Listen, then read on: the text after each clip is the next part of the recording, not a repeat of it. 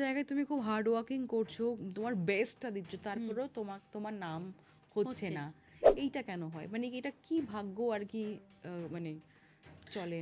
এইটা বেশিরভাগ দেখা যায় নাম্বার 8-এর ক্ষেত্রে। নাম্বার 8-এর ক্ষেত্রে কিছুটা হলেও। মানে আর তুমি তোমার বেস্ট দিচ্ছ, হ্যাঁ, তারপরেও কিন্তু তোমার কি হচ্ছে, তোমাকে সেই জায়গাটা দিচ্ছে না, অথচ তোমারই যে ফ্রেন্ড বলো, কালিগ বলো, যারা তোমার পাশে থেকে হয়তো সেভাবে তোমাকে সাপোর্টও করছে না, বা সেও করছে কাজটা, কিন্তু তুমি তার থেকে বেস্ট দিচ্ছ, তোমার নাম হচ্ছে না, হচ্ছে সেই ব্যক্তিটার।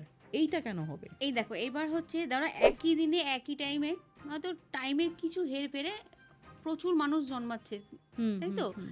কেউ রাজা হচ্ছে, কেউ রাজা হচ্ছে না।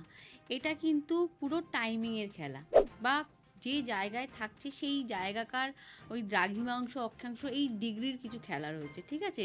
সেই অনুযায়ী তার কিন্তু ভাগ্য লেখা হচ্ছে। লর্ড সাবলর্ড এগুলো প্রপারলি আমরা অ্যাস্ট্রোলজিতে চলে আসবো।